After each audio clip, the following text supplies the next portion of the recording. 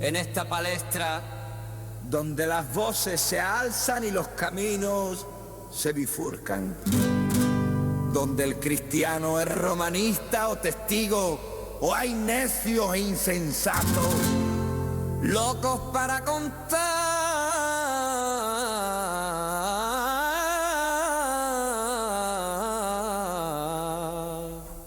relatos.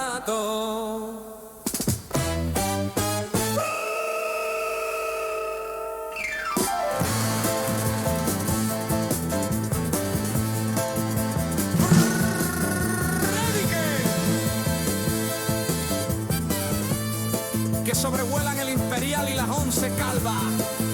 Cuervo y campaneros blancos.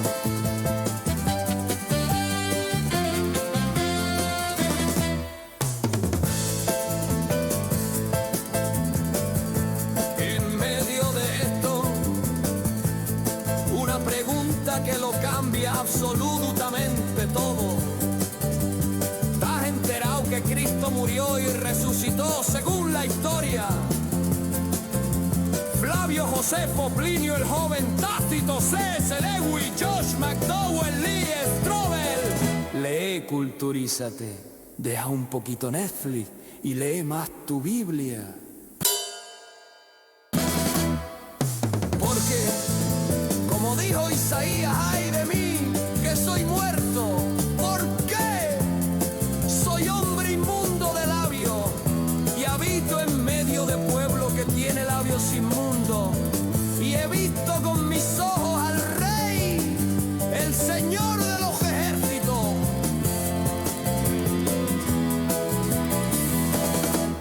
Aún así vive la vida, que vida solo hay una. Sí, vive la vida, pero como que hay un juicio con Dios, esperándote.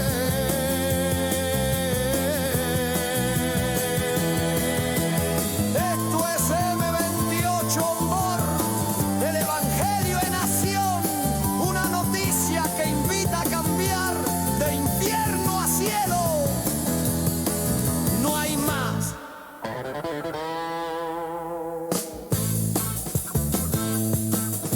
Amén,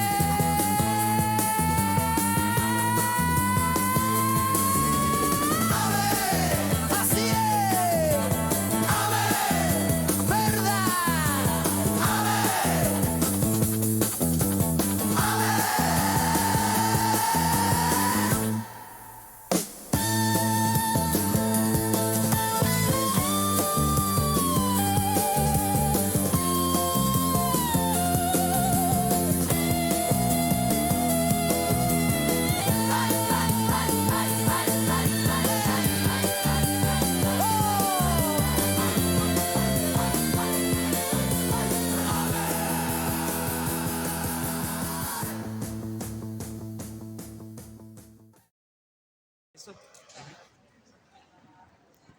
Bueno,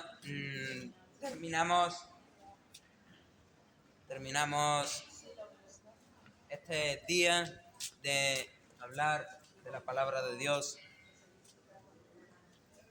Seguimos diciendo que tenemos disponible el mejor regalo de esta Navidad. Si quieres, me lo pides, te lo entrego, te lo regalo, te lo puedes llevar, es gratis. ¿Que no lo quieres? Posiblemente puedes entrar ahí adentro y puede que lo tengan para que lo compres. No será a lo mejor la misma traducción, pero válido es igual. Válido es igual. La palabra de Dios es igual, no importa cuál sea la traducción. Y lo digo en el sentido de que las verdades más básicas de la palabra de Dios, incluso en las peores traducciones, están como son. ¿En qué mundo cayó Jesús? ¿Sabes en qué mundo fue a caer Jesús? ¿En qué mundo fue a nacer el Cristo? Nació en un mundo de mentiras, en un mundo sin amor. Nació en un mundo de muertos vivientes. Personas que decían estar vivas, pero en realidad estaban muertas en delitos y pecados. Él fue a parar, sobre todo vemos varios momentos de su vida, fue a parar a un verdadero cruce de caminos, pero un cruce de caminos del cual no hay salida. Fue a parar al cruce de un montón de callejones sin salida. Y lo digo básicamente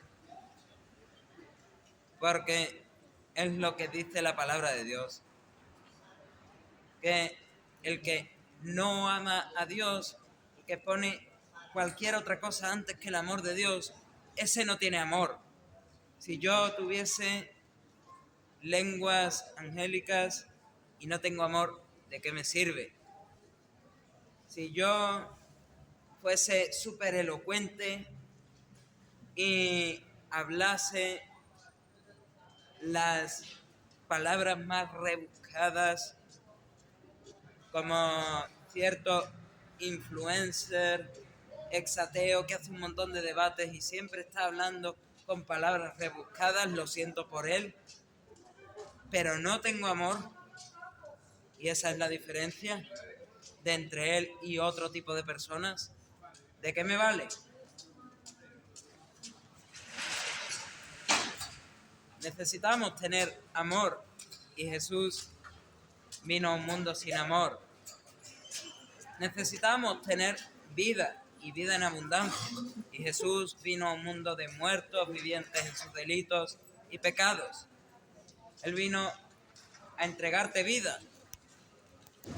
Él vino a entregarte vida, y para entregártela te pidió que le creyeras, y a lo mejor tú sigues creyendo que estás en un mar medio ahogándote, medio intentando salir a la superficie, chapoteando en el agua, en medio de ninguna parte, en el punto más remoto de todo el océano Pacífico, y crees que puedes llegar a Australia simplemente con empezar a chapotear. Estás en medio del Pacífico y crees que puedes llegar a Australia con solo chapotear. Ese es el hombre que no reconoce lo que Jesús dice y que cree que no está muerto. Pero Jesús vino a traer vida. Y nació, como he dicho, en un cruce de callejones sin salida. En la encrucijada de un montón de callejones sin salida.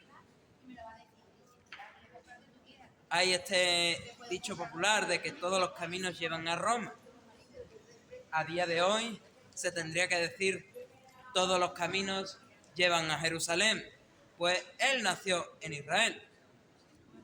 Y hoy en día todos los caminos, todas las religiones intentan llevar a Israel. Y no le lleves la contraria a esta narrativa con Israel. Pues esos son callejones sin salida. Y Jesús nació en este mundo sin amor, nació en este mundo de mentiras, de callejones sin salida, de muertos en sus delitos y pecados que parecen estar vivos. ¿Y qué es lo que vino a traer? Él podría haber traído el juicio de Dios. Podría haber dicho, vengo una primera vez para traer el juicio de Dios, para traer la condenación de Dios. Los judíos estaban esperando un día que es el día de Dios, el día de Yahvé, el día de Jehová, que va a ser un día de juicio terrible, donde todo va a acabar destruido. Los judíos estaban esperando ese día, y Jesús, cuando vino la primera vez, podría haber traído el día de Yahvé, el día del Señor, y traer todo el juicio de Dios. En su lugar, y respetando las profecías, Él vino una primera vez para traer algo muy distinto, algo que el mundo ya no conocía, como se conocía en el Edén. Él vino a traer verdad en un mundo de mentiras. Él vino a traer caminos en un mundo de callejones sin salida. Él vino a traer vida en un mundo de muertos vivientes. Él vino a traer amor de Dios, pero no el amor del mundo, el amor de Dios. El amor del mundo es, pienso A y tú piensas B, y el amor que tú me tienes que demostrar es que respetas que yo piense A, aunque A sea la mayor de las patrañas. Ese es el amor del mundo. El amor de Jesús es, yo sé que es A, tú piensas que es B, acepto que pienses que es B, pero no lo comparto, no lo alzo, no lo proclamo, no lo pongo en un pedestal, no. Vengo a ti y te digo, oye, que es A, que el caballo blanco de Santiago es blanco, no es negro. Y te dejo que decidas si sigues pensando que el caballo blanco de Santiago es negro. Ese es el amor de Jesús. Que vengo, te cuento que estás en un error, te cuento que tienes una serie de problemas, te doy la solución y te dejo que tú hagas con eso lo que quieras. Pero te doy lo que quieres. ¿Que no quieres a Dios? Adelante. Desde que naces hasta siempre, si no quieres a Dios, adelante, eso es lo que vas a tener. Desde que naces hasta siempre, si quieres a Dios, ven. Dios te va a dar de Dios todo lo que quieres. Todo lo que quieres. Y Jesús vino a traer ese camino, esa verdad, esa vida y ese amor. Un camino al Padre, porque estábamos en una separación extrema con el Padre. Como decía un compañero mío ayer, los seres humanos somos como si alguien quisiese saltar de Portugal a Cuba. Por mucho que te esfuerces en saltar, no vas a llegar. A menos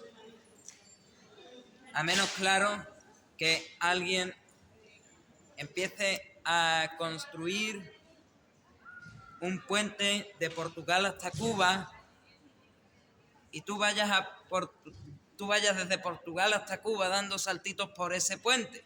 Es la única manera de llegar. Pues para que tú tengas de Dios, para que tú vayas al cielo con Dios, lo que hizo Cristo fue tender un puente. Amén. Un puente, un camino al cielo. Extendió Jesús. Él extendió una verdad, una vida.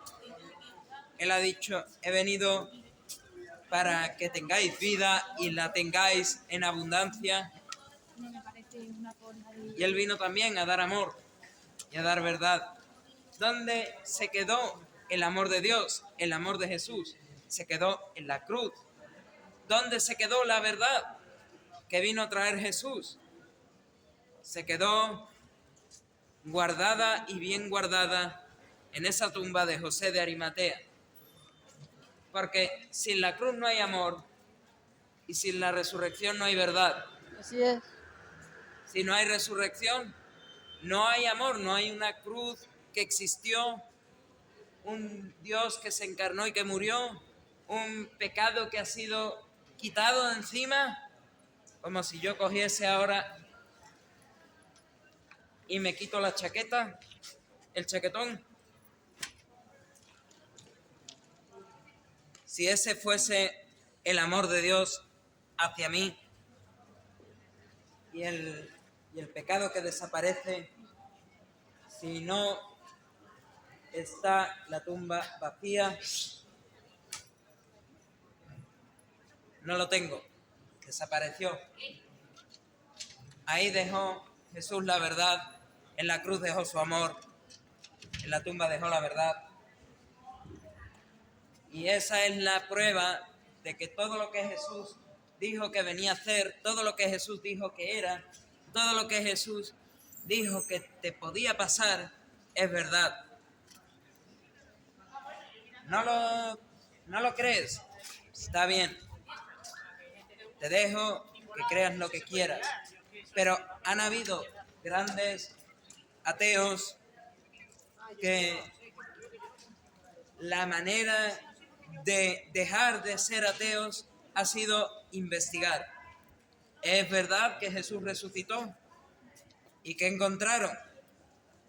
Lee Strobel, el caso de Cristo, encontró que Jesús resucitó. C.S. Lewis, en Mero Cristianismo, encontró que Jesús resucitó. Josh McDowell, en Más que un carpintero, encontró que Jesús resucitó. Y no necesitaban darse tanto a la tarea.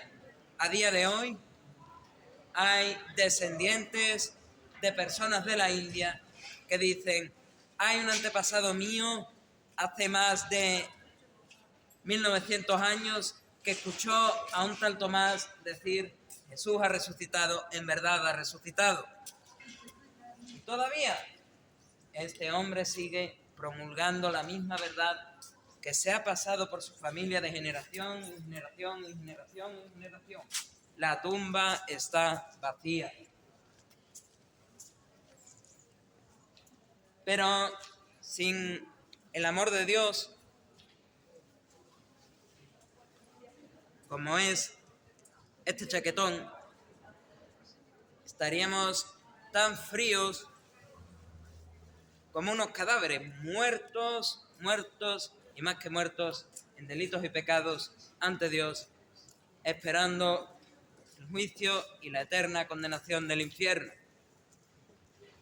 Pero Dios ha venido y manda a sus siervos a que hablen de su amor para que más y más personas se pongan esta chaqueta, este chaquetón del amor de Dios, cojan sus pecados y los lleven a la cruz, los lleven a los pies de Jesús y se vuelvan a Dios. Imagínate que la cruz está hacia allá y yo voy en dirección contraria,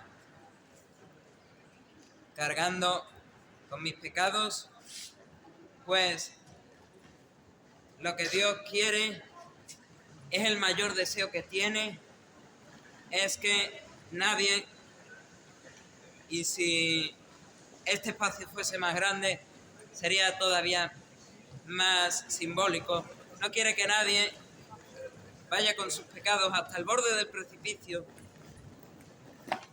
salte y muera, sino que todos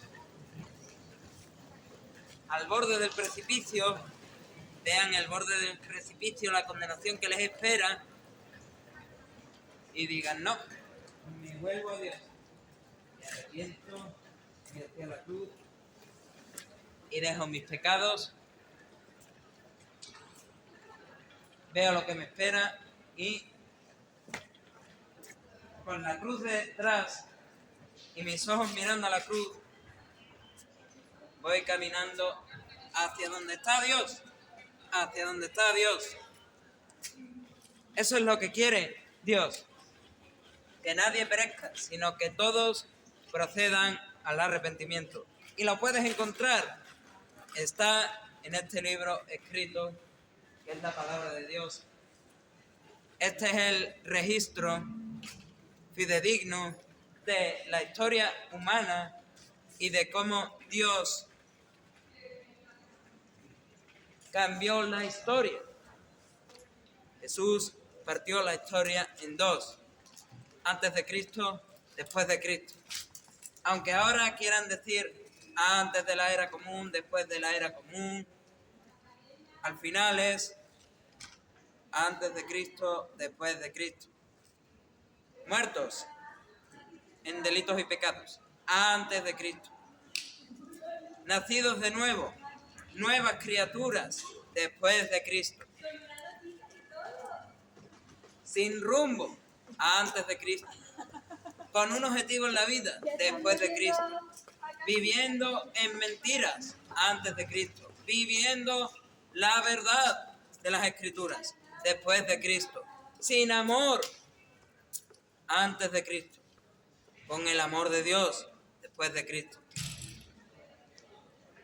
Y para que haya ese cambio que parte la historia, para que haya ese cambio en tu vida que parte tu historia, solo puedes hacer lo que el mismo Jesús ordenó.